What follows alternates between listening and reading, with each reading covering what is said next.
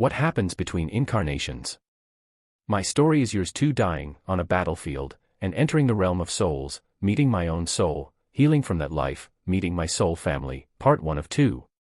Someone suggested to me years ago that I chose my parents. When I heard that, an F-bomb went off in my head. Fortunately, it didn't come out of my mouth. Even with that reaction, or perhaps prompted by it, I felt the truth of that statement. But if I really did make a choice to come into this family, why? Why me? Why here? Why now? Why them? Why this? After reading Michael Newton's Journey of Souls, I knew I had to make the journey to the realm between incarnations for myself. Step 1 was a past life regression. I've written about that experience, There's a Past Life You Should Visit, published June 2024. A month later I did Step 2, the journey to life between lives. From soldier to soul. One detail from my first regression, the journey to a significant past life, turned out to be prescient for the journey to the realm of souls. As I approached the transition into that past life, I had a sudden feeling of dread, accompanied briefly by an image of the leggings and boots of a military uniform. The image and the feeling faded quickly.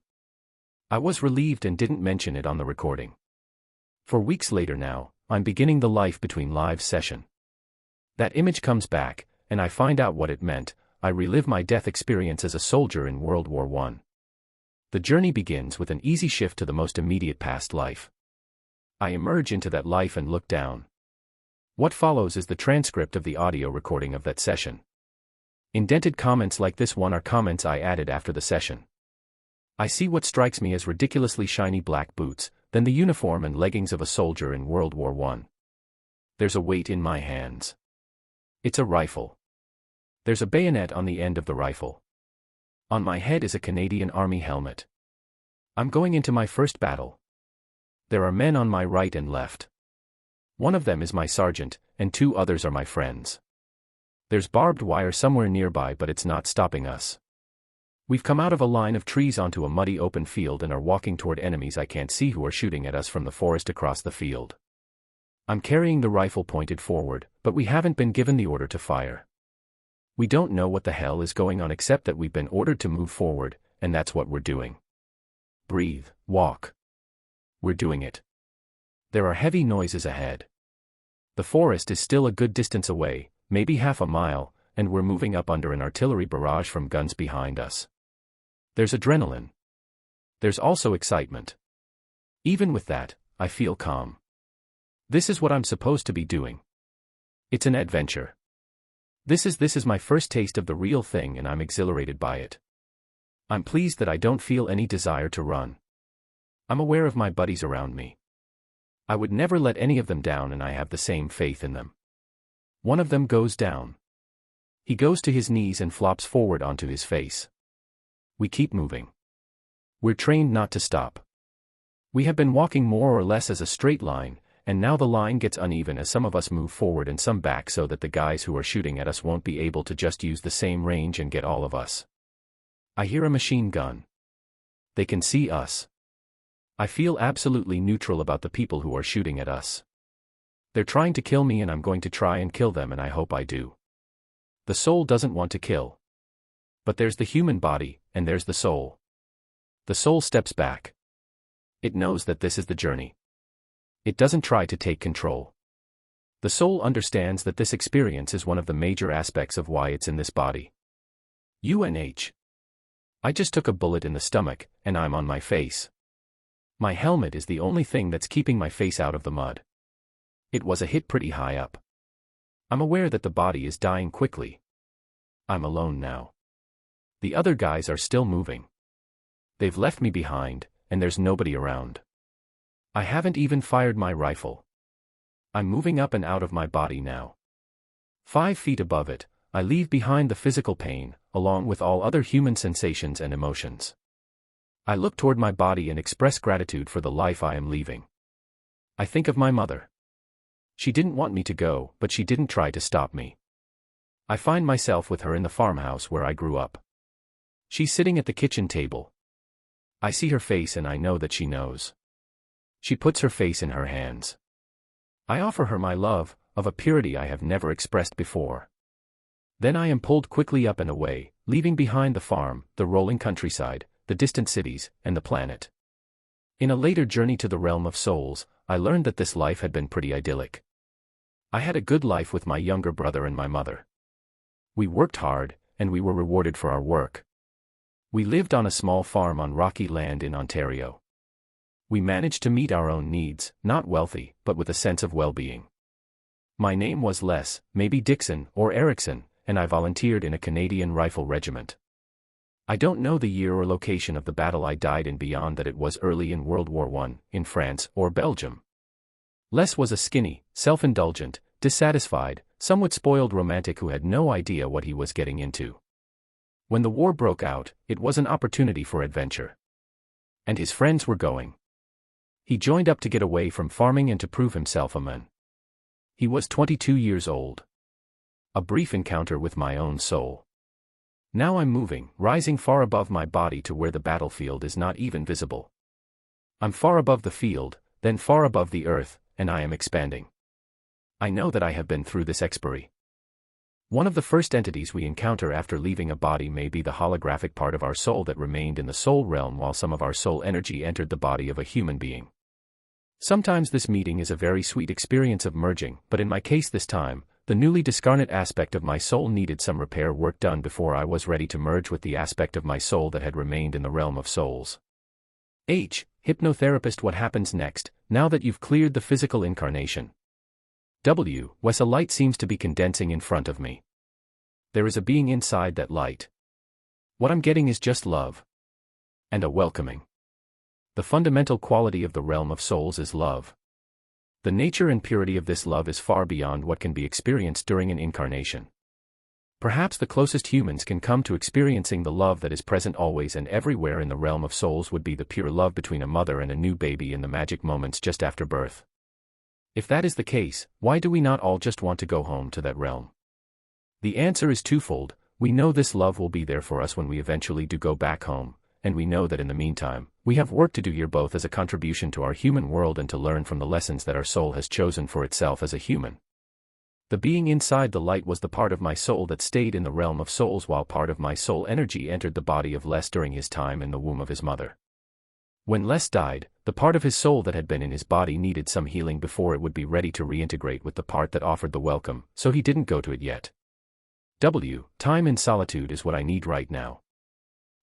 Let's go there now, to the next stop on your way home. Let me know when you get there. I'm in a space of solitude, except for a sense that that one being is still nearby. There's an enabling energy, an empowering energy that is helping me to be cleansed in some fashion. It's restorative. I didn't realize how damaged I was. Is there a particular area within your energy field that's being restored? It's as though I was torn somehow, by a traumatic experience. I need to be given time and energy to fill in the holes. It's like an energetic sphere with tears in it. Now those gaps are being filled in. Some of them I'm doing myself and for some of them I'm receiving energy from another source. I'm in what feels like a healing chamber, a clear globe. I feel energies like gentle hands caressing me, healing the shock of the way I died. After a time, it could be minutes on Earth, it could be months, I feel whole. Two limitations which are fundamental to the human world that do not exist in the realm of souls are time and space. In that realm we can move to any point in time or space simply by having the intention. One of the ways this freedom is most noticeable is that time has no meaning, and it didn't matter whether the healing of my soul took minutes or months on Earth. Meeting my soul group. One of the most beautiful parts of this journey is the first meeting with other members of your soul group. You will probably recognize some of them as the souls of people you know in your earthly existence. How is this possible? All of us, when we leave the soul realm to incarnate, bring with us some of our energy, but not all of it. What remains in the soul realm is a holographic piece of ourselves. It contains all of our essence, but not all of our energy. That part of the soul whispers to us in dreams and fleeting thoughts, or in physical sensations of rightness or wrongness, providing us with guidance for our earthly life. It is the part of your soul that remained in that realm that you will meet when you return there, on a journey like this one or after death.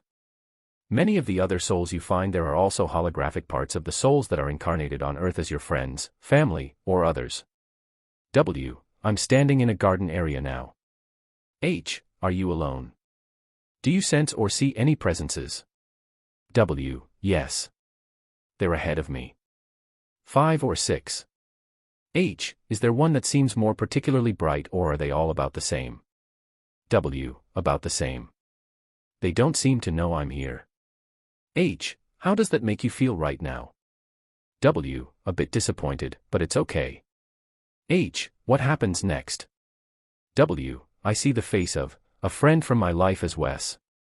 She's greeting me. Hi, you're here. Welcome home. Not strongly emotional. H. Are you surprised with this kind of greeting? W. It feels okay. When she says welcome home, it feels good, appropriate. We've done this many times before. H. Do you see her as her current form, or is she taking on some other kind of presence? W. Current form. H. What about the others? Where are they? W. In the background. Later in the journey I meet several other members of my soul group. There are 11 of us altogether. These meetings confirm that the affinity I feel with several people in my physical life has deeper meaning. We have been together in many lifetimes. We have helped each other learn lessons that have been important in our growth and development as souls. We have also worked together during many incarnations to enhance our contributions to this planet and its people. We have been mates, family members, friends, teachers, or students. We have also been competitors, enemies, and strangers. Most of us have had many lives and have lived a huge range of possible experiences. H. It sounds like your group has taken on a fair number of tough assignments. Is there a particular kind of character that would describe your group? W. Yeah, bring on the shit, man. This is a tough bunch. We're moving fast. We want. No, that's not true. It flashed through my mind to say we want to get this earth stuff over with quickly, but there's another quality we all have, except when one of us chooses a really rough incarnation, a sense of humor. Teasing, lots of gentle teasing. A love of good jokes. And sometimes just laughing because. H. Does that show up in this life currently? W. Yes, it does. There are times when some of my incarnated soul group and I have laughed until we're giddy, before I learned that we were in the same soul group. Some of us laugh because just being together is a joyous thing. Some of us are punsters.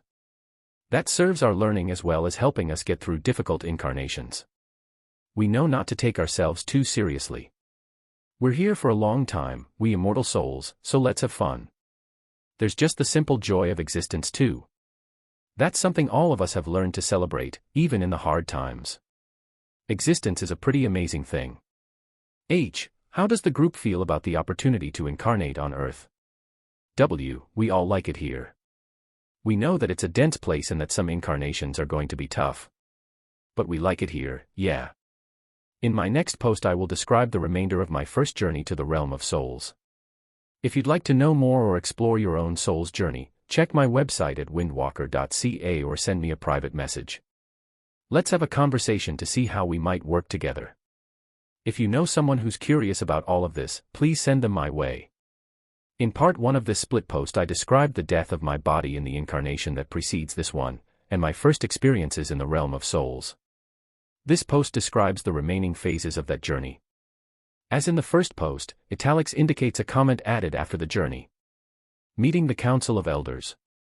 Another common feature of a visit to the realm of life between lives is a meeting with what many people call their Council of Elders. In this meeting the love that fills that realm manifests as wisdom, patience, acceptance, and gentleness. There is no judgment. There is no right or wrong. There is no failure or condemnation. Sometimes the soul will tell the council that it has not succeeded in learning its lessons or contributing.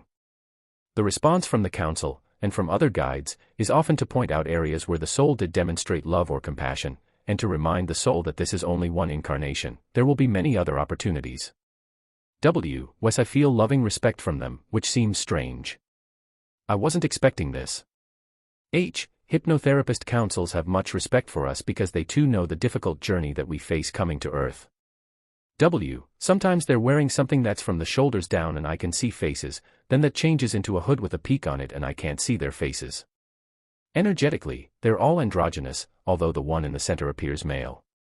Now it's female. It is oscillating. They have a sense of humor too. I'm getting a little chuckle from them. They are assembled for me. It would be unusual to have the same group of people for another person.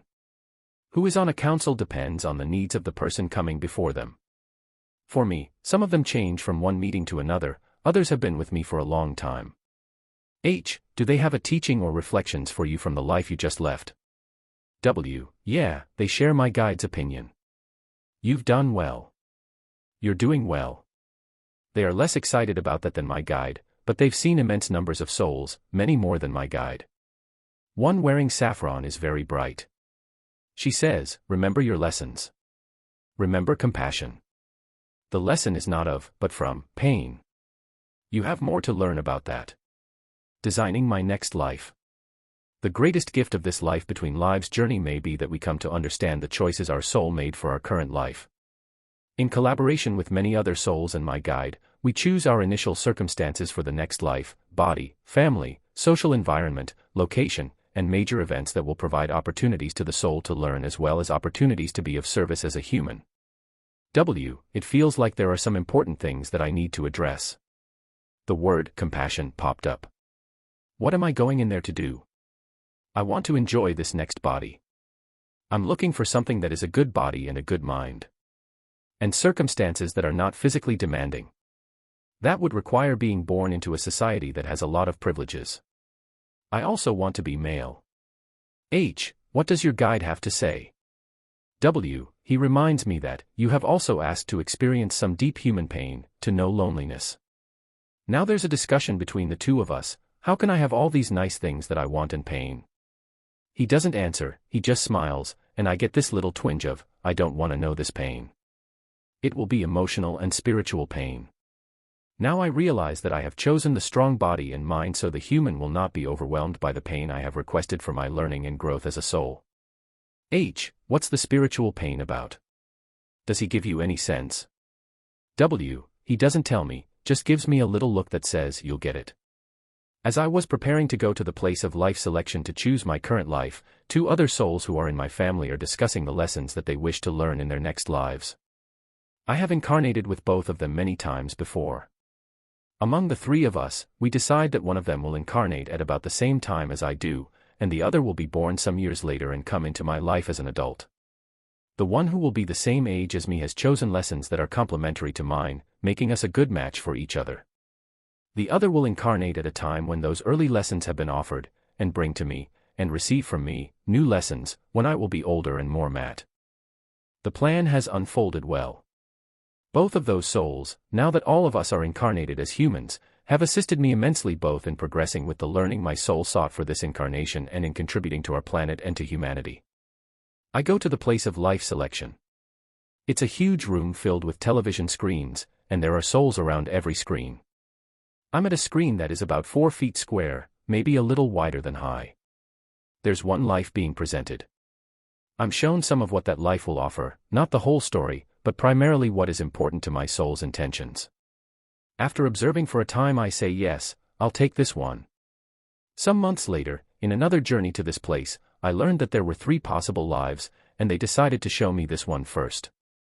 I don't know who they are, other than a group of souls working with my guide.